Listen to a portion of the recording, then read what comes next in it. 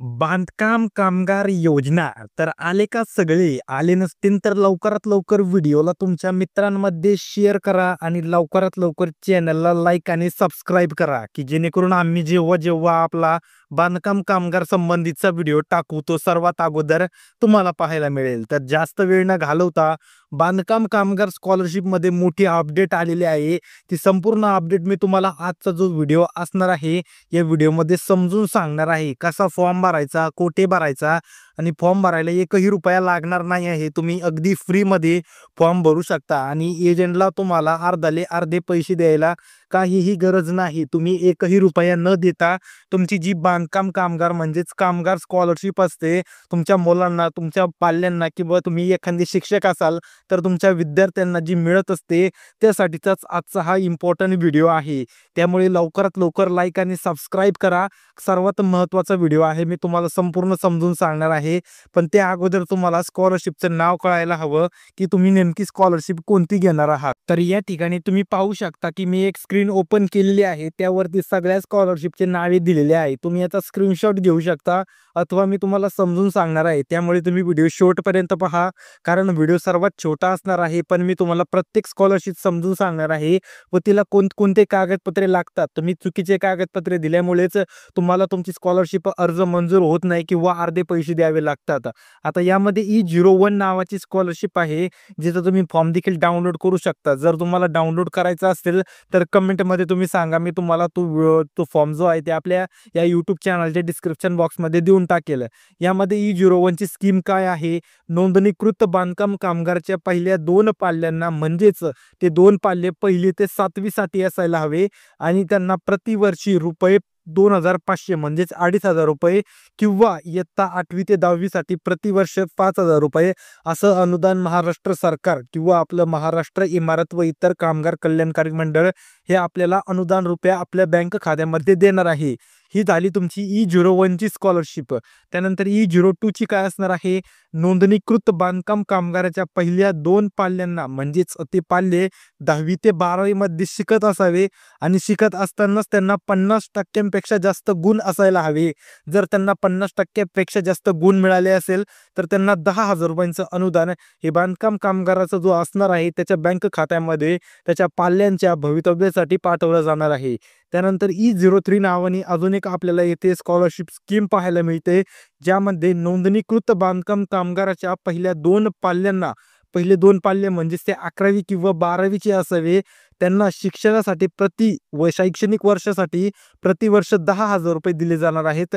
म्हणजेच 11वीला असेल तर ₹10,000, 12वीला असेल तरी देखील ₹10,000 असं अनुदान हे बांधकाम कामगाराच्याच बँक अकाउंटमध्ये येणार आहे. कुठल्याही प्रकारचं अनुदान हे विद्यार्थी किंवा जो तुमचा मुलगा असेल अथवा तुमच्या जर तुम्ही मुलीचा फॉर्म भरत असाल तर त्यांच्या बँक खात्यामध्ये येणार नाही. हे संपूर्ण अनुदान जो कामगार असणार आहे हे संपूर्ण अनुदान बांधकाम कामगाराच्याच अकाउंटमध्ये वन टाइम स्कॉलरशिप येणार आहे.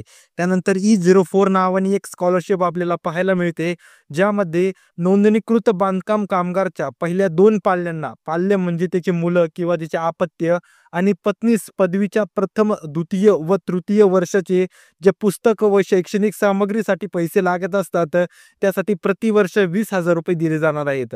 म्हणजेच आता ही E04 जी योजना आहे ती त्याच्या कामगार जो असेल त्याच्या फक्त पाल्यांनाच म्हणजे त्याच्या अपत्यांनाच नाही, तर त्याची जर पत्नी देखील पदवीचं शिक्षण घेत असेल तर त्यांना देखील ₹20,000 अनुदान हे दिलं जाणार आहे आणि हे प्रतिवर्ष दिलं जाणार आहे. तुमची डिग्री किंवा तुमची जी पदवी आहे ती 3 वर्षाची असेल तर 3 वर्ष मिळेल, 4 वर्ष असेल तर 4 वर्ष मिळेल अथवा काहींच्या 2 किंवा 5 वर्षाच्या असतात त्यांना ते देखील मिळणार आहे.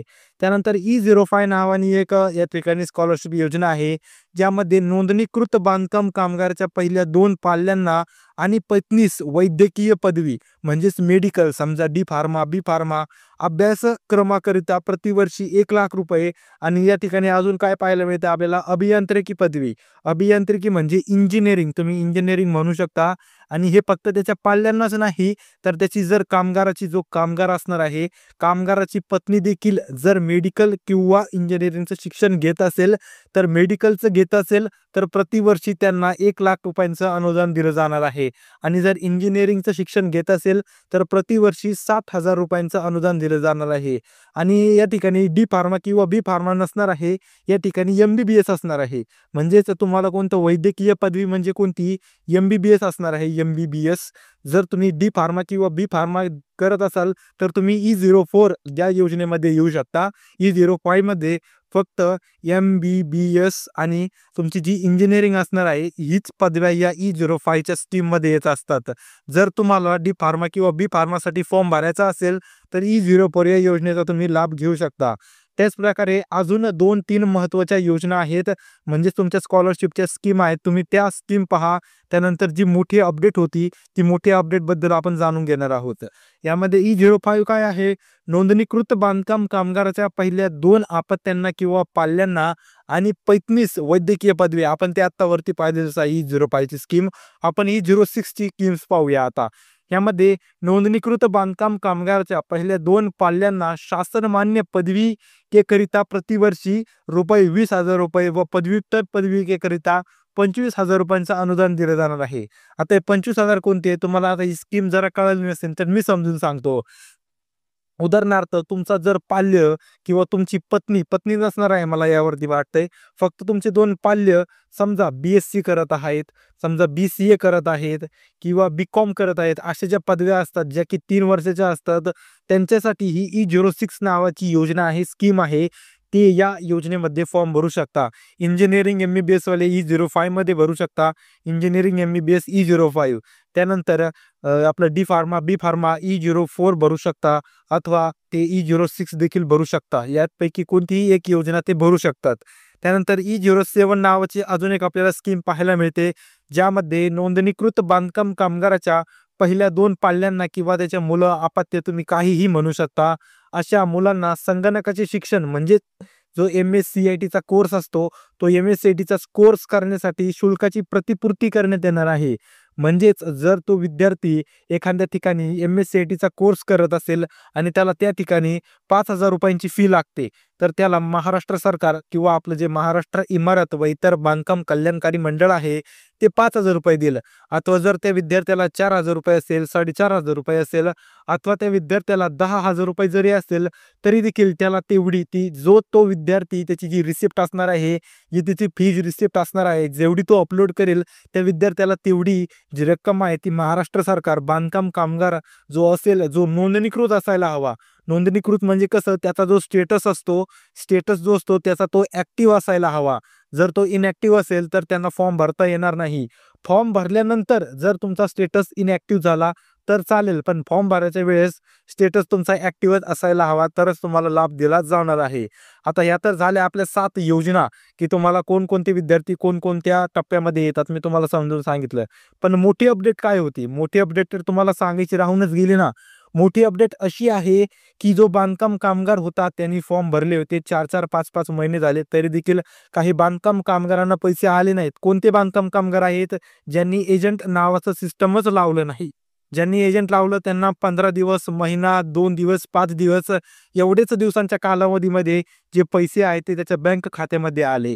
पण जे लोक असे होते किंवा जे नोंदित सक्रिय बांधकाम कामगार होते, ज्यांनी एजंट लावलाच नव्हता, त्यांनी स्वतःच्या जीवावरती, जे खरे बांधकाम कामगार होते ज्यांनी स्वतःच्या जीवावरती फॉर्म भरले होते, अशा कामगारांना 4 ते 5 महिने झाले तरी देखील अजून पैसे मिळालेले नाहीत. तर त्यांनी काय करायचं आहे आता मी तुम्हाला सांगणार आहे. तुम्हाला कुठल्याही प्रकारची तुम्हाला जो स्टेटस आहे किंवा तुम्हाला कुठल्याही प्रकारची ॲक्शन घ्यायची गरज नाही आहे.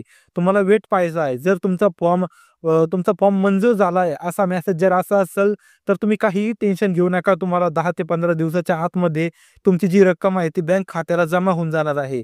पण तुमचा फॉर्म अजूनही मंजूर झाला नसेल, तुमचं व्हेरिफिकेशन होऊन 4 ते 5 महिने झाले तरी देखील तुमचा फॉर्म अजून पेंडिंगच दाखवत तर काय करायचं आहे? तुम्हाला एकदा सर्वात अगोदर एकच गोष्ट करायची आहे. ज्या ठिकाणी तुमचं व्हेरिफिकेशन झालं होतं, म्हणजेच तुम्ही ज्या ठिकाणी जाऊन बोटाचे जे अंगठे आहेत, आपल्या हाताचे अंगठे त्याचे ठसे दिले होते अथवा तुमच्या डोळ्याचं जे ते व्हेरिफिकेशन झालं होतं त्या ठिकाणी, ते कुठं असू शकतंय? एकतर तुमचा तालुका असू शकतो. तालुक्याला जाऊन तुम्हाला ते व्हेरिफिकेशन झालं असेल अथवा काही लोकांचं जिल्ह्याला झालं असेल. आता काही जिल्हे मोठे असेल तर त्यांच्या तालुक्याला होतं आणि ज्यांचे जिल्हे छोटे आहेत त्यांचं डायरेक्ट जिल्ह्याला होतं. त्या ठिकाणी जाऊन तुम्हाला या संबंधीची विचारपूस करायची आहे.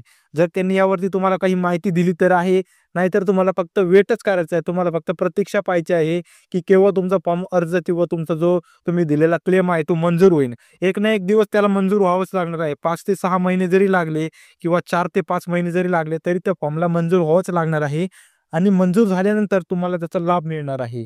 आजच्या व्हिडिओमध्ये फक्त एवढीच माहिती द्यायची होती. तुमचे काही प्रश्न असतील तर तुम्ही ते प्रश्न मला कमेंट बॉक्समध्ये विचारू शकता. प्रत्येक प्रश्नांचं उत्तर व्यवस्थितरित्या दिलं जाईल. त्याच प्रकारे अजूनही तुम्ही हा व्हिडिओ तुमच्या मित्रांमध्ये शेअर केला नसेल तर लवकरात लवकर शेअर करा. आपल्या लाईकला लाईक करा आणि चॅनलला सबस्क्राईब करा, की जेणेकरून मी टाकलेला प्रत्येक व्हिडिओ सर्वात आधी तुम्हाला पाहायला मिळेल. भेटूया पुढील इंटरेस्टिंग व्हिडिओमध्ये. तोपर्यंत रामकृष्ण हरी.